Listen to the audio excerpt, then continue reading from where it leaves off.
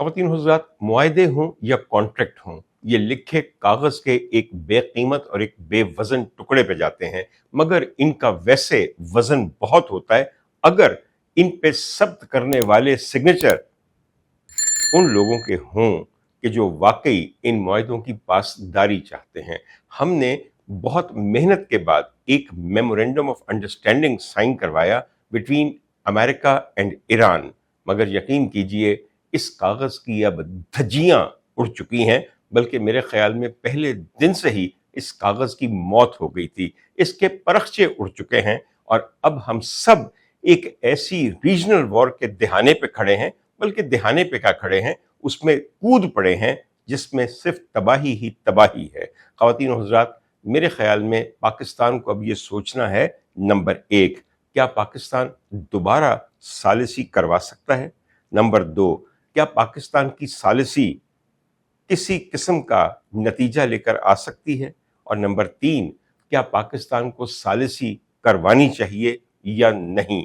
पाकिस्तान की हुकूमत और हमारी मुक़्तदरा इस सालिसी में बेइंतहा मसरूफ़ रही है ताकि ये जंग जो हमारी मुल्की सरहदों से बाहर है वो रुक सके और ये खित्ता अमन का गहवारा बन सके। मगर इस दौरान खुद हमारे वतन में इस किस्म की एक खाना जंगी शुरू हो चुकी है कि हमारे तकरीबन तमाम सूबे और इलाके इस वक्त जंग का मंजर पेश कर रहे हैं। कहीं भी ऐसी कोई सूरत हाल नजर नहीं आती कि जहां पे गवर्नमेंट की रिट बाकायदा तौर पे दिखाई दे। दहशत गर्दों ने एक कयामत खेज दहशत का बाजार गर्म किया हुआ है। और क्यों ना हो ख़वातीन और हज़रात, जब हमारे वो वज़ीर दाखिला जिनको मुल्क की दाखिली सूरत हाल और अमन आमा को कायम रखने की जिम्मेदारी दी गई है, वो ज़्यादातर वक्त मुल्क से बाहर गुजारें, न सिर्फ बाहर गुजारें बल्कि मुख्तलिफ जिम्मेदारियां अपने कांधों पे लेके चलें। किसी के कांधे इतने मजबूत नहीं हैं कि पाकिस्तान की खारजा पॉलिसी, पाकिस्तान के अमूर दाखिला और पाकिस्तान के क्रिकेट बोर्ड के मामलात को बेयक वक्त लेके चलें तावक्ते के वो वंडर बॉय ना हो। ख़वातीन और हज़रात, आप किसी को वंडर बॉय समझ सकते हैं, कोई वंडर बॉय होता नहीं है। ऐसे वंडर्स किसी के पास नहीं है कि वो इतने मसाइल बेयक वक्त हल कर सके। बाहर तौर ख़वातीन और हज़रात, मैं सिर्फ इस वक्त एक और चीज़ की तरफ इशारा करना चाहता हूँ, और वो इशारा ये है कि ऐसे वक्त में जबकि हमको मुत्तहिद होना चाहिए, जबकि हमें अपनी फ़ौज के साथ एक होना चाहिए, जबकि हमें बदलते हुए आलमी हालात की वजह से एक ख़ास किस्म की मुत्तहदा मजबूत कौम नज़र आना चाहिए, एक ऐसे वक्त में जब हमारे मुल्क के अंदर हर तरफ आग लगी हुई है, हमें अपनी फ़ौज के साथ होना चाहिए, सिक्योरिटी फोर्सेस के पीछे हमारी सपोर्ट होनी चाहिए। हमने एक और किस्सा शुरू कर दिया है, और ये किस्सा शुरू हुआ जब मौलाना फजलुर रहमान साहब ने एक बहुत लंबा खिताब किया, और अभी तक उस खिताब की गूंज जो कि कसूर में हुआ वो ख़त्म नहीं हो रही। उसके बाद बहुत से लोगों ने उन पे तनकीद शुरू कर दी। अब उस तनकीद के बाद मौलाना ने और मौलाना की पार्टी के मुख्तलिफ लोगों ने उस तनकीद का भरपूर जवाब देना शुरू कर दिया, और अपने मौक़िफ़ पे डटे रहने, GHQ के सामने धरना देने, मार्च निकालने, एहतजाज करने और न जाने और क्या क्या चीज़ें करने का इरादा किया है। ख़वातीन और हज़रात, आप में से हर एक की अपनी राय हो सकती है। आप ये समझ सकते हैं कि मौलाना ने बहुत गलत किया, आप ये समझते हैं कि मौलाना के ऊपर जो इल्ज़ाम लगाए जा रहे हैं, जिन पर तनकीद की जा रही है, वो सही है या गलत है। सिर्फ एक बात बता दूं, मौलाना ने एक बात जो मुझ जैसे हकीर आदमी की नज़र में गलत की है, वो इंटरप्रिटेशन है जो हमारे शुहदा के मुतल्लिक है। मैं पहले भी ये बात कह चुका हूँ, मुझे दोबारा इसे रिपीट करने की ज़रूरत नहीं है। आज भी हर रोज़ बलूचिस्तान में, KPK में और मुख्तलिफ इलाकों से हमें खबरें आती हैं कि कितने बहादुर जवान वतन को दहशत गर्दों के निशानों से बचाते हुए, उनके हमलों से बचाते हुए अपनी जान खो गए। जब उनके ताबूत इन हालात में वापस उनके घरों में आएंगे तो आप सोचिए कि क्या क़यामत गुजरती होगी, और उसके बाद कौम का मोरल क्या होगा। कौम का मोरल वो चीज़ होती है जो हर ख़तरे से एक कौम को डट जाने पे आमादा करता है और उससे निबर्द आज़मा होने की हिम्मत देता है। अगर मोरल लो हो जाए तो समझिए कि आपकी शिकस्त ہو گئی ہے اور اس میں اب کوئی چیز اس کے آڑے نہیں آ سکتی۔ خواتین حضرات، مجھے نہ جانے کیوں جب میں یہ شہادت کی خبریں سنتا ہوں تو صوفی غلام مصطفیٰ تبسم صاحب جو میرے والد کے استاد گرامی تھے، ان کے لکھے ہوئے وہ ترانے یاد آتے ہیں جو یقین کیجئے ان سے کسی ایسی ذات نے لکھوائے ہیں، کیونکہ ایسے لفظ جو ہیں وہ انسان کے وہم میں نہیں آ سکتے، اس کے فہم میں نہیں آ سکتے۔ اور پھر جس انداز سے ان ترانوں کو ملکہ ترنم مادام نور جہاں نے ریڈیو پاکستان سے گایا ہے، یقین کیجئے کاش ہم میں وہ اسپرٹ ابھی باقی ہو۔ ان کے الفاظ بالکل سچے ہیں، ان کے جذبے ابھی تک جیتے اور جاگتے ہیں، اور آپ میں سے وہ لوگ جو ان جذبات سے آری ہیں وہ شکست خوردہ ہیں، وہ نیگیٹو ہے، وہ اس قابل ہی نہیں کہ وہ ایک آزاد قوم کے غیور شہری کہلا جائیں۔ یاد کیجئے صوفی صاحب نے کیا لکھا ہے، تن پاگ نے اونا ماما دے جنہ ماما دے اے جائے نے، تن پاگ نے پین پراواں دے جنہ گودیاں ویر کھڈائے نے، اے اپنے دیس دی عزت تو جان اپنی دیندے وار کڑے، اے پتر ہٹاں تے نہیں وکدے تو لبدی پھریں بازار کڑے۔ یہ بیٹے تنخواہوں کے عوض اپنی جانیں نہیں دیتے، یہ سکوں میں نہیں تلتے، یہ سکوں میں نہیں بکتے، یہ پرمٹوں پہ، یہ کنسیشنز پہ، وزارتوں پہ، اسمبلی کی سیٹوں پہ کسی صورت اپنی جان کا سودا نہیں کرتے۔ ہمیں ان کا مان ابھی بھی ہے اور انہی کے مان پہ ہم زندہ ہیں اور اپنی فوج کے پیچھے ہیں۔ میں کوئی فوج کا سپوکس پرسن نہیں ہوں، صرف ایک بات کہنا چاہتا ہوں، جو کچھ مولانا نے کہا ہے اس میں 50% باتیں درست بھی ہو سکتی ہیں، جو کچھ مولانا پہ تنقید کرنے والے لوگ کہہ رہے ہیں اس میں مولانا کے بارے میں جو کچھ کہا جا رہا ہے وہ بھی 50% درست ہو سکتا ہے، جو کچھ مولانا کے ساتھیوں نے اس تنقید کے جواب میں ریٹارٹ کیا ہے وہ بھی 50% درست ہو سکتا ہے۔ اس کی وجہ یہ ہے کہ پچھلے 78 سال میں وہ مقننہ ہو، مقتدرہ ہو یا عدلیہ ہو، تینوں اس ملک کی عوام کی ملزم ہیں۔ انہوں نے جرم کیے ہیں اس ملک کے خلاف اور اس ملک کی عوام کے خلاف۔ اس لیے جب 3 قسم کے ملزمان ایک دوسرے پہ الزامات کی بارش کریں گے، ان کے جرم گنوائیں گے تو سچ تو بولیں گے، کیونکہ سب کے جرم ثابت ہیں، اور ان کے جرم کے سب سے بڑے ثبوت اس ملک کی اقتصادی حالت ہے جو میرے خیال میں اس قدر بدترین کبھی بھی نہیں تھی جب سے یہ ملک بنا ہے۔ آپ کی حکومت اکثر کہتی ہے ہم نے اس ملک کو ڈیفالٹ سے بچا لیا، بالکل جھوٹ ہے، یہ ملک ڈیفالٹ کر چکا ہے۔ کسی بھی ماہر معاشیات سے پوچھئے کہ کیا یہ ملک ڈیفالٹ نہیں کر چکا؟ کیا ہمارے قرضے آل ٹائم ہائی پہ نہیں ہیں؟ کیا ہمارے ہاں جو فورن کرنسی پڑی ہوئی ہے وہ صرف ادھار مانگی ہوئی سود پہ رقم نہیں ہے؟ خواتین و حضرات، کوئی اشاریہ دیکھیے، کوئی انڈیکس دیکھیے، کیا ہماری ایکسپورٹس بڑھ گئی ہیں؟ کیا ہمارا ٹریڈ ڈیفیسٹ کم ہو گیا ہے؟ کیا ہم جتنا دنیا سے منگواتے ہیں اس سے زیادہ ان کو واپس بیچتے ہیں؟ کیا ہماری زرعی پیداوار میں کوئی ترقی نظر آ رہی ہے؟ کیا ہمارا خزانہ بھر رہا ہے؟ کیا ہماری عوام خط غربت سے اوپر آ گئی ہے؟ قطعاً نہیں۔ میں یہ کہہ رہا تھا کہ یہ تمام لوگ، تمام سیاستدان اور وہ تمام لوگ جو کہ اقتدار کی اعلیٰ نشستوں پہ بیٹھے رہے ہیں پچھلے 78 سال میں اور آج بھی موجود ہیں، ملک کے پاکستان کے ملزم ہیں، مجرم ہیں، ان کے جرم ثابت ہیں۔ اس لیے جب بھی یہ ایک دوسرے کی طرف انگلی اٹھائیں گے، ان کی باتوں میں کسی حد تک نہیں، بہت حد تک صداقت بھی ہوگی۔ مگر ایک بات صرف مجھ کو ایک ذاتی تکلیف ہے، میں ذکر کرنا چاہتا ہوں۔ ایک خاتون ہے عائشہ گلالئی، انہوں نے بڑی مفصل ایک پوری کی پوری ویڈیو ریکارڈ کی ہے جس پہ انہوں نے مولانا فضل الرحمان کے اوپر الزامات کی ایک فہرست گنوائی ہے۔ میں قطعاً یہ نہیں جانتا کہ اس میں کتنی صداقت ہے اور وہ کتنے وثوق اور ثبوت کے ساتھ یہ بات کہہ رہی ہیں، مگر ایک بات ضرور کہوں گا، بہت رقیق اور غلیظ الزامات بھی اس میں شامل ہیں۔ میں آپ کی صرف یاد دہانی کے لیے کہہ دوں، میں نے یہ فہرست اپنے پاس رکھی ہوئی ہے جو کچھ یوں ہے۔ انہوں نے فرمایا ہے، اور یہ ان کے الفاظ ہیں، کہ مولانا دہشت گردوں کے استاد ہیں، ان کے شاگرد تحریک طالبان پاکستان ہے، ان کی داڑھی کرپشن چھپانے کے لیے ہے، اسلام کا مذہب ایک ڈھال ہے ان کے لیے جس کے پیچھے وہ اپنے جرائم چھپاتے ہیں، وہ غدار ترین انسان ہیں، اس لیے انہیں قیدی نمبر 805 بنایا جانا چاہیے۔ وہ بلیک میلر ہیں، وہ پرمٹ، کمیشن، سیٹیں، زمینیں، وزارتیں اور نہ جانے اور کیا کیا حاصل کرتے ہیں اپنا ویٹ تھرو کر کے۔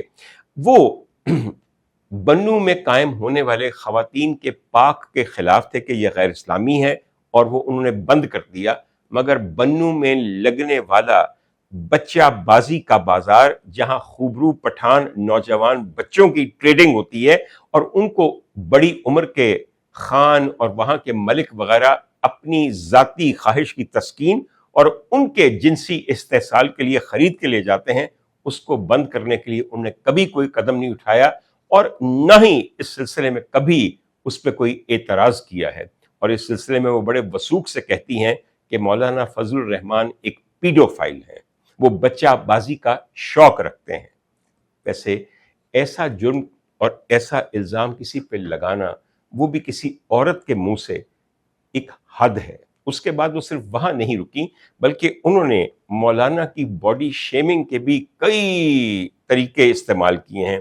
انہوں نے ان کے کندھے اور موٹی پیٹھ اور بڑھی ہوئی توند کے اوپر طنز کیے ہیں کہ یہ جرنیلی حلوے کھانے کا نتیجہ ہے۔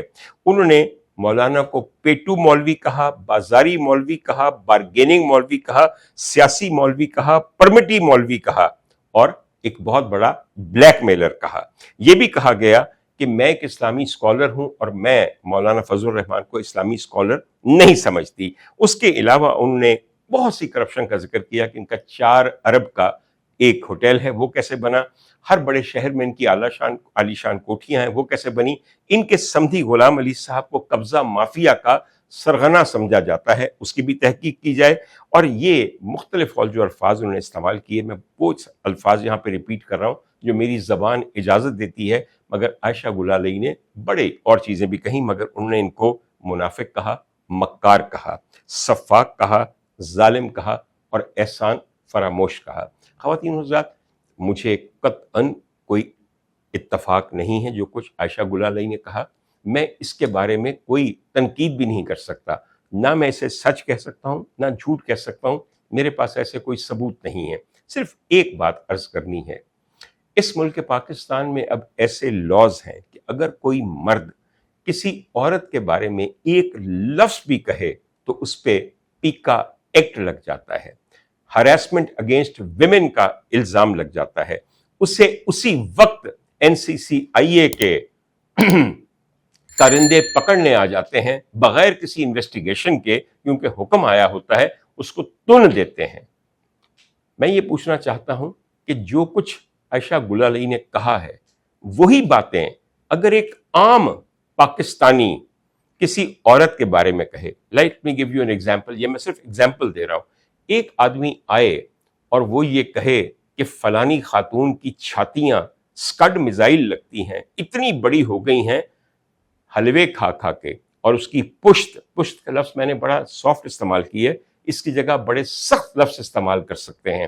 آپ یہ کہہ سکتے ہیں کہ اس کی پشت اور رانیں موٹی ہو گئی ہیں، اس کا پیٹ ڈھلک گیا ہے یہ کھا کے۔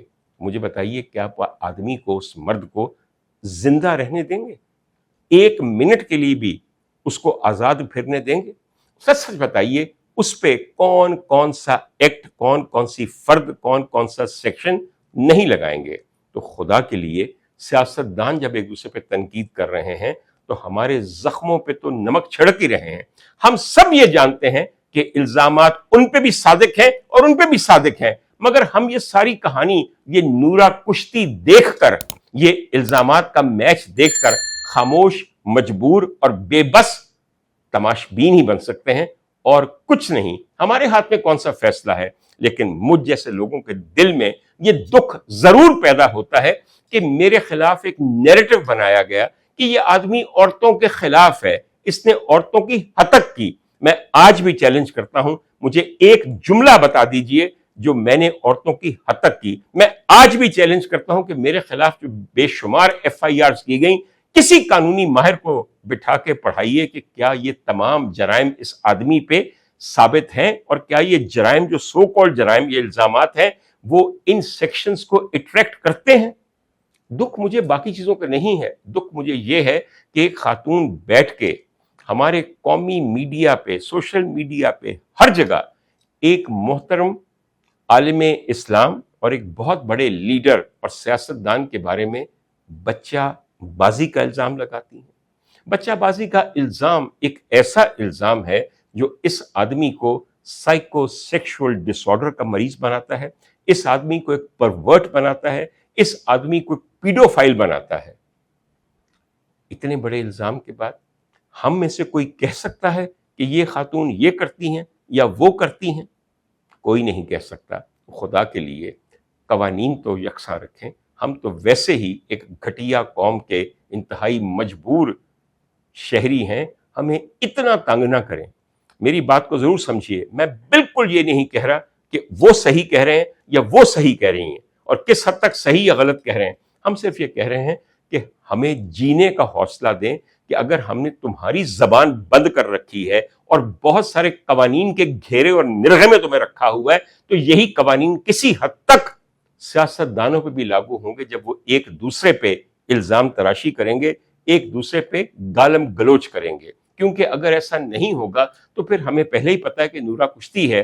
اور خاص طور پہ جب اتنی بڑی غداری کے بعد، اتنی بڑی بغاوت کے بعد آپ ایک FIR تک نہیں کاٹ سکتے، تو پھر ہم سمجھ جاتے ہیں کہ یہ FIRs، یہ NCCIA، یہ مختلف ایجنسیاں، مختلف ادارے، مختلف نئے نئے قوانین، نئے نئے ایکٹ صرف ہمارے لیے ہیں، اور ہمیں مارنے کے لیے بھی بغیر کسی قسم کی عدالتی کارروائی کے جو ادارے کام کر رہے ہیں، وہ بھی صرف عام غریب پاکستانی کی موت کا سامان ہے، کسی اور کا نہیں. خیر خواتین و حضرات، I hope I make myself very clear. میرا ذاتی دکھ کبھی ختم نہیں ہوگا، اور میں چاہتا بھی نہیں کہ مجھے اس کا دکھ کبھی ختم ہو یا اس کا غصہ کبھی ختم ہو. اور وہ دن بھی دور نہیں جب میں انشاءاللہ تعالیٰ آپ کے سامنے لے کر آؤں گا کہ ہم پہ کیسا کیسا جبر کیا گیا اور کیوں کیا گیا. خواتین و حضرات، اس کے ساتھ ہی میں آپ کو یہ بھی کہنا چاہتا ہوں کہ بچہ بازی جو ہے اس کے بارے میں ایک پورا ویلاگ کرنے کی ضرورت ہے.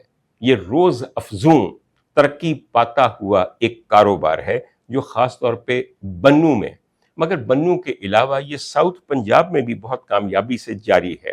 میرے خیال میں وہاں پہ تو یہ کلچرل روایت ہے کہ ایک خان کی شان میں تبھی اضافہ ہوتا ہے جب اس کے پاس 2-3 خوبرو نوجوان لڑکے ہوں جو چکنے ہوں، اور جو چکنے ہوں پھر وہ ڈانس بھی کرتے ہوں، تھرکتے بھی ہوں، ٹائٹ قمیضیں بھی پہنتے ہوں.